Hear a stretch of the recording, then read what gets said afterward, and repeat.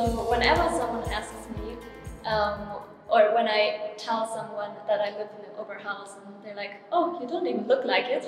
And that's just one of many biases that I am confronted with often whenever I mention that I live in Oberhausen. And I think that's actually quite sad, because it's a very diverse borough, and I just enjoy living there a lot. So I'm a horse photographer actually, so I love everything around photography. So from time to time I love to go in my neighborhood, explore new places, go out with my camera, and I find so many fantastic photo locations every time I go out.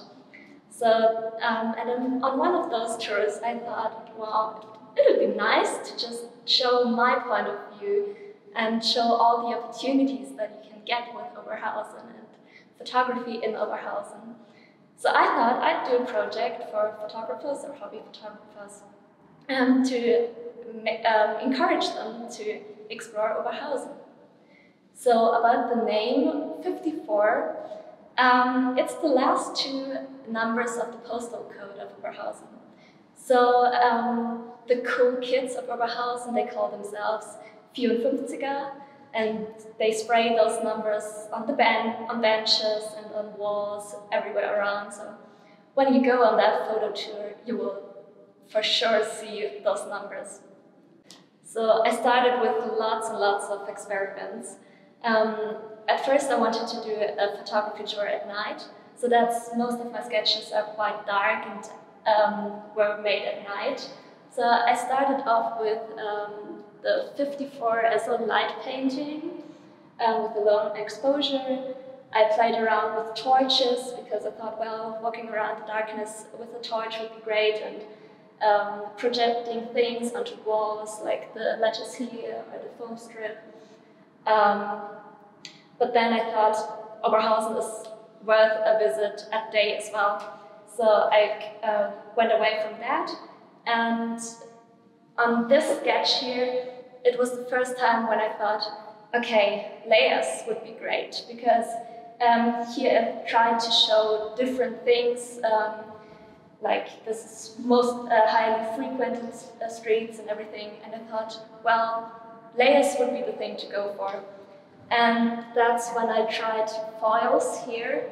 I put a map on a photograph, and then I did lots of color testing on foils and tried a lot, but ended up using acrylic markers and printed on those foils as well.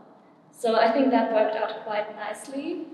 And one of my first experiments actually was a cyanotype, and it ended up in my final project.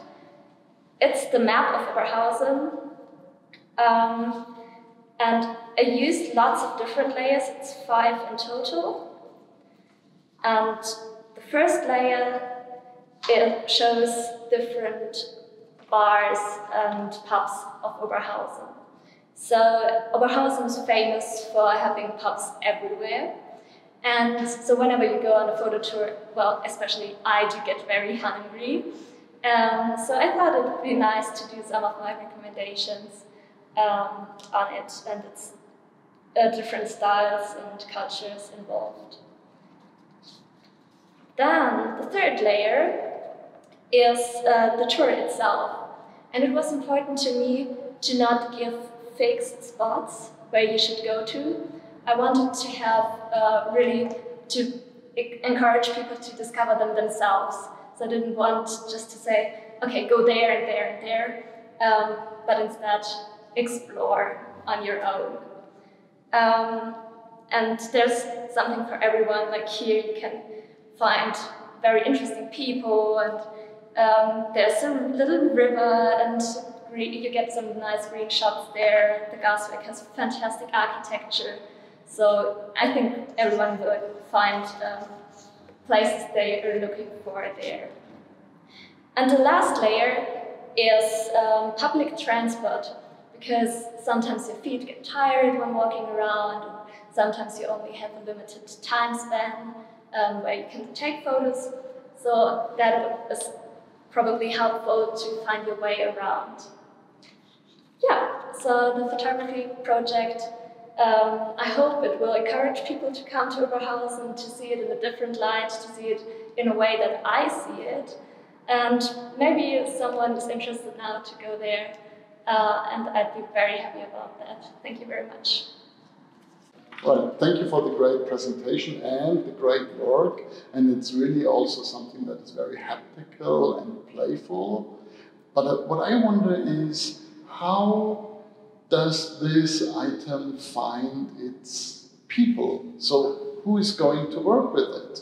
How does it work? Okay, so I think the project has two target groups. On the one side, tourists that would like to explore different things than only the usual sites in the inner city. And for them, it would probably be the best to put it in the tourist information in the inner city.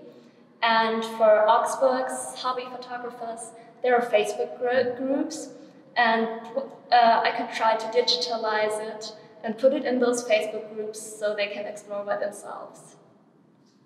Thank you very much. Thank you.